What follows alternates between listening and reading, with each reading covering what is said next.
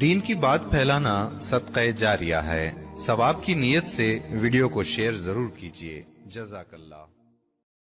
سفر کی آج 30 تاریخ ہے اور اگست کی 14 تاریخ ہے۔ آنے والا کل ہمارے ملک کا یوم آزادی ہے۔ کل ہم اپنے ملک ہندوستان کا یوم آزادی سب لوگ منائیں گے اور آزادی کی نعمت پر اللہ رب العزت کا شکر بھی ادا کریں گے۔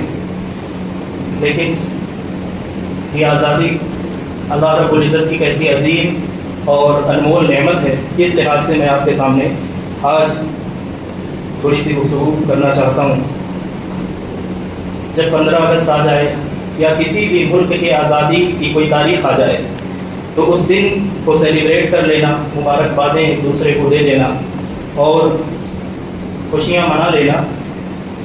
یہ محض رسمی طور پر ایک رسم نہیں ہے کہ جسے منایا جا رہا ہے، بلکہ یہ ذہن نشین کرنا چاہیے کہ آزادی جو اللہ رب العزت نے عطا فرمائی ہے تو اللہ کی نگاہ میں یہ آزادی کتنی عظیم نعمت ہے جو اللہ نے ہمیں عطا فرمائی ہے، اور یہ کیسا انمول تحفہ ہے۔ اسے قرآن مجید کے نظریے سے سورہ بقرہ کی آیت نمبر 49 میں آ کر کے دیکھیں کہ فرعون نے حضرت موسیٰ علیہ السلام کی قوم کو غلام بنا رکھا تھا اور ان پر بدترین مظالم ڈھائے جاتے تھے، اور انسانوں کے ساتھ جانوروں جیسا یا اس سے بھی زیادہ بدترین سلوک فرعون اور فرعونی کر رہے تھے۔ پھر اللہ رب العزت نے جب انہیں اس غلامی سے نجات عطا فرمائی تو آزادی عطا کرنے کے بعد اللہ تعالیٰ نے اس کا اظہار فرمایا اور اسے یاد دلا کر کے، یاد دہانی کروا کر کے اللہ رب العزت نے ارشاد فرمایا سورہ بقرہ کی آیت نمبر 49 میں وَإِذْ نَجَّيْنَاكُم مِّنْ آلِ فِرْعَوْنَ۔ یہ موسیٰ علیہ السلام کی قوم کو، بنی اسرائیل کو یاد دہانی کروائی جا رہی ہے کہ یاد کرو جب ہم نے تمہیں فرعون سے نجات عطا فرمائی۔ یہ اللہ رب العزت یاد دلا رہا ہے کہ دیکھو تمہارے وہ غلامی کے دن تھے جب تم غلام تھے اور تمہارے اوپر ظلم ہوتا تھا، زیادتی ہوتی تھی، اور فرعون کی جانب سے اور اس کی قوم کی جانب سے تمہارے اوپر کوئی بھی ایسا ظلم باقی نہیں تھا اور بچا نہیں تھا جو تم پر اور تمہاری قوم پر کیا نہ گیا ہو۔ پھر اللہ تعالیٰ نے فضل فرمایا، کرم فرمایا اور تمہیں آزادی عطا فرمائی۔ تو وَإِذْ نَجَّيْنَاكُم مِّنْ آلِ فِرْعَوْنَ، یاد کرو جب ہم نے تمہیں فرعون سے اور فرعونیوں سے نجات عطا فرمائی، يَسُومُونَكُمْ سُوءَ الْعَذَابِ، کہ جو تمہیں بدترین عذاب دیتے تھے۔ تو اللہ رب العزت نے اس جو غلامی گزری ہے اس آزادی کو یاد دلا کر کے اور اس غلامی کا ذکر فرما کر کے کہ یاد کرو غلامی کا وہ دن تھا کہ جب تم چین سے سانس تمہیں نہیں لینے دی جاتی تھی، فرعون تمہیں چین سے بیٹھنے نہیں دیتا تھا، اس کی قوم تمہیں چین سے جینے نہیں دیتی تھی اور وہ تمہارے اوپر قسم قسم کے مظالم ڈھا رہے تھے۔ پھر اللہ تعالیٰ نے فضل فرمایا، کرم فرمایا اور تمہیں آزادی کی نعمت عطا فرمائی۔ تو اللہ رب العزت نے اس آزادی کا ذکر فرمایا، اس کا اظہار فرمایا، اور گویا کہ اس قوم میں یہ احساس بیدار کرنے کے لیے اللہ رب العزت نے آیت پاک نازل فرمائی کہ جو غلامی کے دن تھے وہ چلے گئے، اب آزادی اللہ تعالیٰ نے عطا فرمائی ہے، تو اس آزادی کی قدر کو پہچانو، اور جب آزاد ہو تو آزاد بندے کو جس طرح سے رہنا چاہیے اور اس آزادی کی جو قیمت ادا کرنا چاہیے وہ آزادی کی قیمت ادا کرو۔ غلامی کی زندگی بھی آپ سوچیں کہ کوئی زندگی ہے، ایک بندہ غلام ہے، اور جب وہ غلام ہے تو ایسا نہیں ہے کہ صرف اس کا جسم غلام ہے، اس کی روح بھی غلام ہے، اس کے سر میں دماغ اپنا ہے لیکن سوچ نہیں سکتا۔ جس کا وہ غلام ہے وہ سوچے گا تو اسی کے مطابق سوچے گا، اس کے منہ میں زبان اپنی ہے لیکن بول نہیں سکتا، بولے گا تو جس کا غلام ہے اسی کی بولی بولے گا، اور وہ چاہتا ہے کہ عمل کرے، کوئی عمل کرے، تو وہ آزاد نہیں ہے کہ وہ عمل اپنے چاہنے کے مطابق کر لے یا اپنے دین کے مطابق کر لے۔ تو آزادی ایسی عظیم نعمت ہے کہ اس میں سوچنے کی بھی آزادی ہے، اظہار رائے کی بھی آزادی ہے، عمل کرنے کی بھی آزادی ہے، دین پر چلنے کی بھی آزادی ہے۔ تو آزادی اللہ رب العزت کی ایسی عظیم نعمت ہے کہ اگر غلامی ہو تو بندہ اپنی مرضی سے جی نہیں سکتا، غلامی ہو تو اولاد آپ کی ہو لیکن اس کا مستقبل کیسا ہوگا، اس کا فیوچر کیسا ہوگا، اس کی تعلیم کیسی ہوگی، یہ آپ طے نہیں کر سکتے کیونکہ آپ غلام ہیں۔ تو آزادی اللہ کی ایسی نعمت ہے کہ اس نے دین پر چلنے کی آزادی عطا فرمائی ہے۔ اللہ رب العزت نے آپ کو اپنا فیوچر سنوارنے کی آزادی عطا فرمائی ہے، اپنا مستقبل کیسا ہوگا اس کو کیسے روشن اور تابناک بنانا ہے اس کے لیے آپ کو آزاد رکھا ہوا ہے، آپ کو عبادت کیسے کرنی ہے اس کی آزادی عطا فرمائی ہے، اور کس کی عبادت کرنی ہے اس کی بھی آزادی عطا فرمائی ہے، اور اللہ رب العزت نے اپنے بچوں کا مستقبل سنوارنے کی آزادی عطا فرمائی ہے۔ تو مکمل طور پر اللہ تعالیٰ نے ہمیں آزادی عطا فرما دی ہے، اور غلامی کی زنجیریں اگر ٹوٹی ہیں تو ہمارا یہ حق بنتا ہے کہ جس رب نے یہ آزادی کی نعمت عطا فرمائی ہے کہ جس کے فضل سے، جس کی عطا سے اور جس کے کرم سے ہم آزاد ہیں, آزادی کے ساتھ سانس لے سکتے ہیں, آزادی سے عبادت کر سکتے ہیں, اپنے رب کے حضور اپنا سر جھکا سکتے ہیں, اپنے رب کا نام لے سکتے ہیں, اپنے رب کا گھر بنا سکتے ہیں, جب چاہیں اپنے رب کے گھر میں جا سکتے ہیں, اور ہم پر جو تکلیف آئی ہو تو اپنا رونا اپنے رب کے گھر میں جا کر اس کے سامنے رو سکتے ہیں. تو یہ تمام جو آزادی کی نعمتیں ہیں, انہیں اپنے ذہن میں رکھتے ہوئے آزادی پر اللہ رب العزت کا شکر ادا کرنا چاہیے.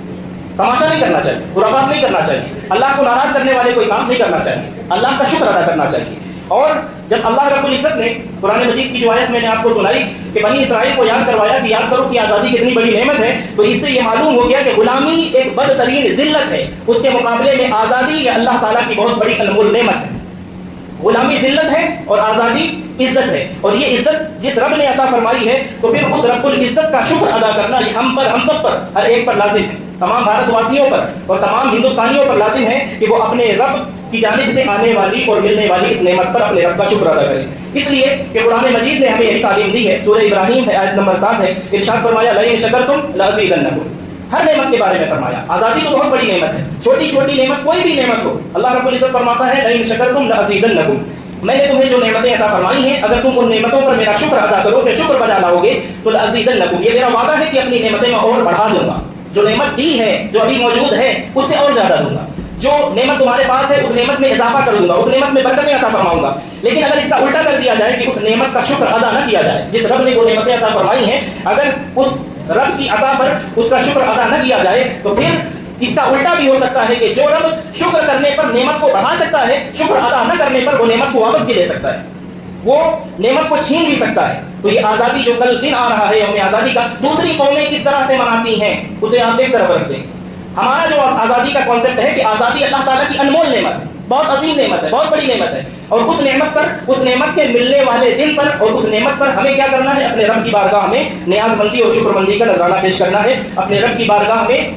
شکر ادا کرنا ہے. اب شکر جس بھی لحاظ سے, اپنے جس بھی عمل سے, جس عمل سے رب راضی ہوتا ہو وہ کام کر کے اپنی رب کی بارگاہ میں شکر ادا کرنے کی کوشش کریں. آزادی تو دیکھیں بہت عظیم نعمت ہے.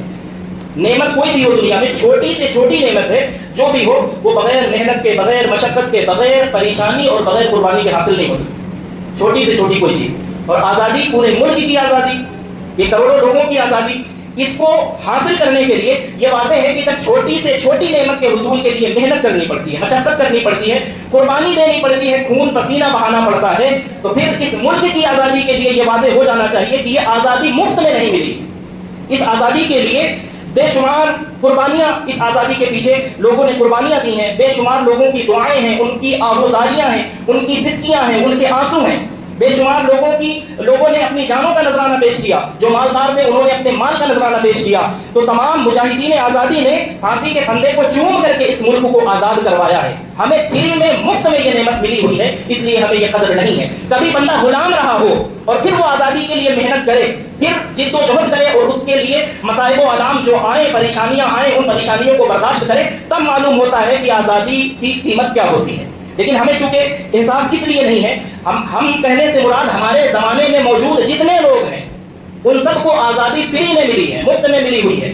کسی نے اس کے لیے لاٹیاں نہیں کھائی ہیں, کسی کو پھانسی کے پھندے پر چڑھنا نہیں پڑا ہے, کچھ بھی قربان نہیں کرنا پڑا ہے, چاہے ہندو ہو, مسلمان ہو, سکھ ہو, عیسائی ہو, جتنے بھی بھارت واسی ہیں اور جتنی بھی ان کی تعداد ہے آج کے ڈیٹ میں ہندوستانیوں کی, ان سب کو آزادی اللہ تعالیٰ نے فری میں عطا فرمائی ہے, مفت میں عطا فرمائی ہے. تو یہ جو آزادی مفت میں ملی ہے, ہمیں مفت میں مل گئی ہے, لیکن اس کی بھاری قیمت ہمارے باپ داداؤں نے چکائی ہے. تو انہوں نے جو یہ قیمت چکائی ہے, تو ہمیں آزادی حاصل کرنے کے لیے, آزادی پانے کے لیے کچھ نہیں کرنا پڑا ہے, لیکن اب اس آزادی کو بچانے کے لیے ہمیں قربانی دینے کی ضرورت ہے.